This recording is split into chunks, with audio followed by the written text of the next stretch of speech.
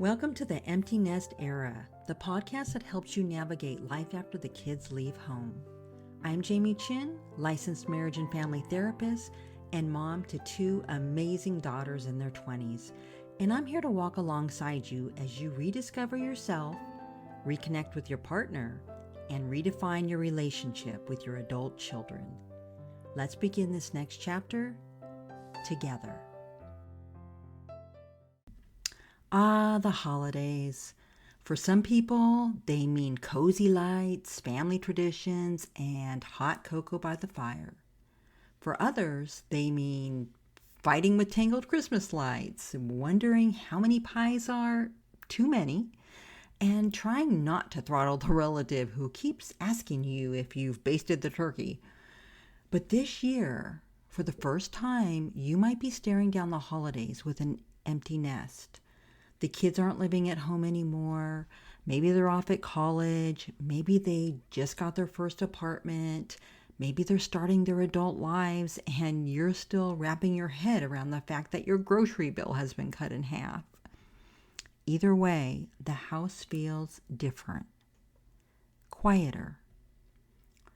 And when you add the pressure of holiday expectations, traditions, gatherings, family photos, it can hit a little differently when the kids aren't under your roof the way they used to be. So today, let's talk about how to survive the holidays as a brand new empty nester. Not just survive really, but find ways to actually enjoy this new season. So let's look at a little research about why this time period feels so hard. Let's start with the why.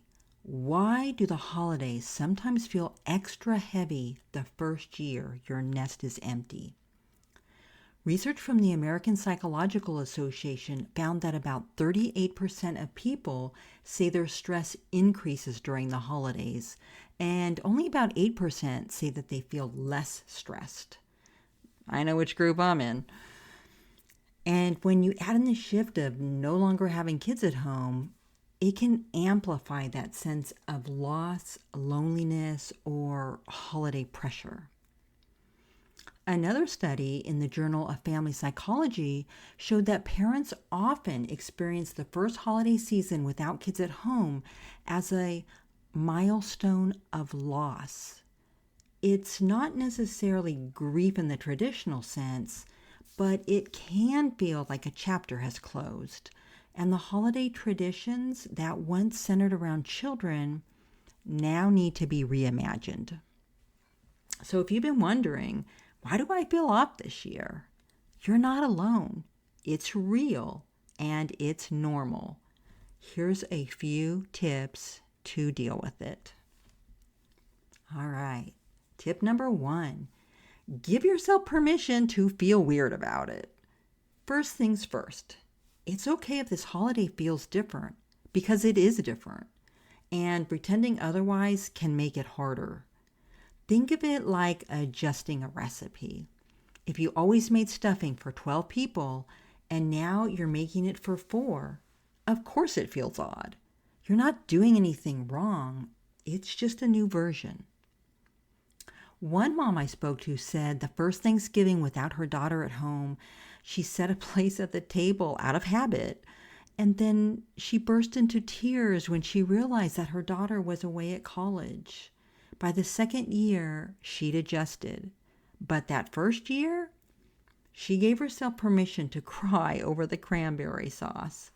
And I can definitely relate to this because my youngest, who is out of state at college, they only get Thursday and Friday off for Thanksgiving, so she will not be coming home this year. So, if you need to cry, do it.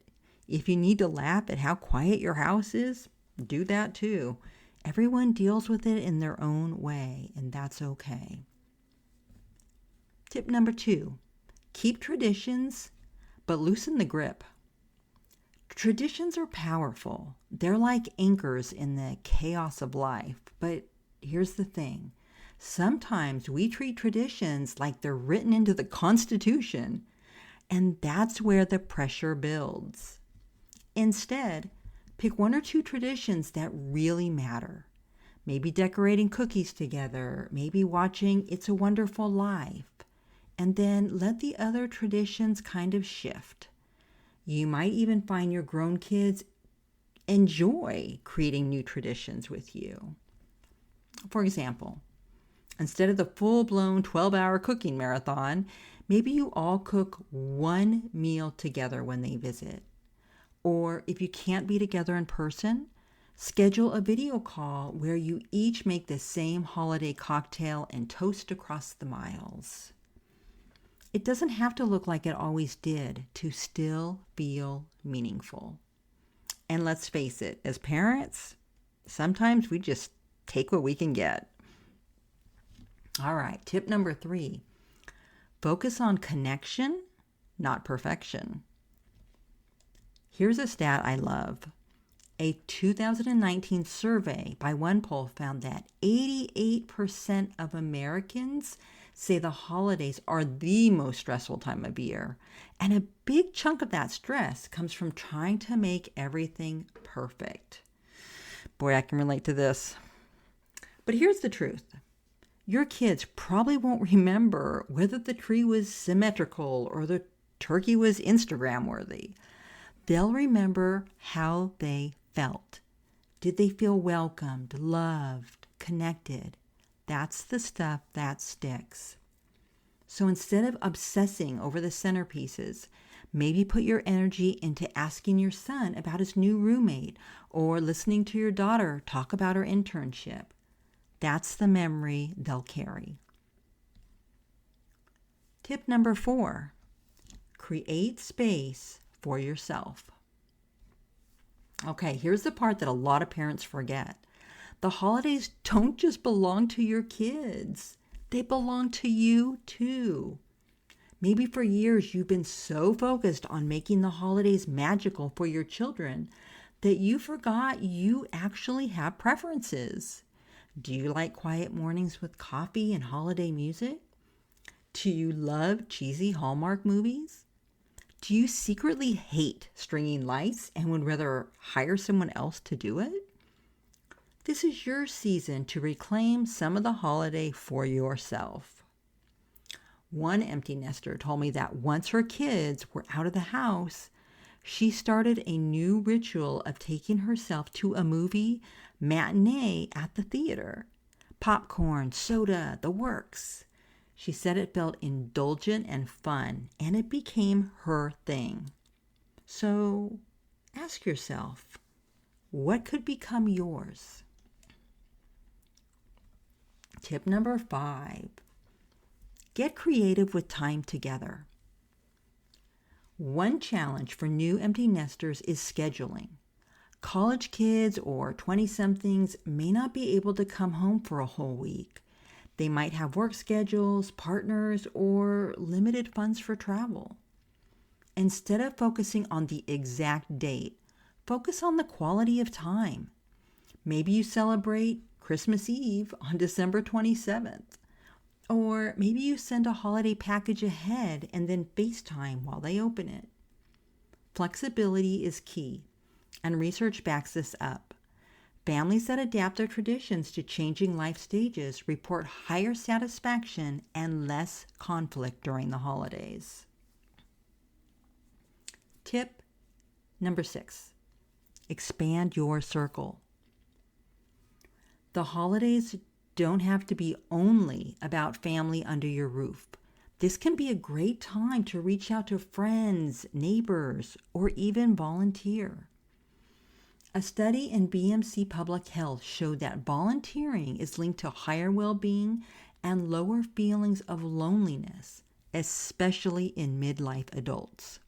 So if your house feels too quiet, maybe sign up to help at a local food bank or invite a friend over for cocoa. I know my local food bank does amazing work in our community. It not only fills your cup, it models for your kids what it looks like to live generously and fully, even in new seasons of life. Tip 7, lighten the mood with humor. Sometimes the best survival strategy is laughter. When you find yourself missing the chaos of wrapping paper explosions in the living room, try to remember the flip side. No more stepping on Legos in the middle of the night. No more wrestling with toy assembly instructions that require a PhD in engineering. I remember one year we had gotten my daughter a plasticky Barbie house, and I didn't think it was going to be that big a deal to put together because it kind of looked like it was already together. And this is around midnight, and I take it out and I realize there are literally hundreds of stickers that have to be affixed to the house. Oh my gosh. I couldn't believe it. I guess I didn't should have looked at that ahead of time. I do not miss that at all. So embrace the absurdities. Maybe send your kids a funny holiday meme every morning in December, or share embarrassing family holiday photos in a group chat. Humor keeps connection alive. Tip number 8. Remember, this is a season. Finally, I want you to remember that the firsts are always the hardest. First holiday without the kids at home. First Christmas morning without stockings being ripped open at 6 a.m. Those moments are tough. But over time, you'll build new rhythms. Some years, your kids will come home. Some years, they won't. Some years, you'll have a house full of people again when they bring partners or even grandchildren. The nest may be empty now, but it won't always feel this way. The holidays are evolving, not ending. So, if you're heading into this holiday season with an empty nest for the first time, take a deep breath. Yes, it's different. Yes, it may feel bittersweet, but it's also an opportunity to rediscover yourself, to reshape traditions, and to focus on connection in new ways. Surviving the holidays as an empty nester, it's not about recreating the past. It's about embracing the present with all its quirks, challenges, and yes, even joys. And honestly, that sounds like a holiday worth celebrating. I'm wishing you and yours a beautiful holiday season and a peaceful new year. Thanks for listening. Thanks for joining me for this episode of the Empty Nest Era. If today's conversation resonated with you, don't forget to follow, share, and leave a review. It helps other empty nesters find this supportive space. Until next time, take a deep breath, trust your journey, and remember, this is your time now. Finally, I want to note that this podcast is for education only and is not a replacement for therapy. I suggest you seek out the help of a trained professional for help with your specific situation if needed. Thank you.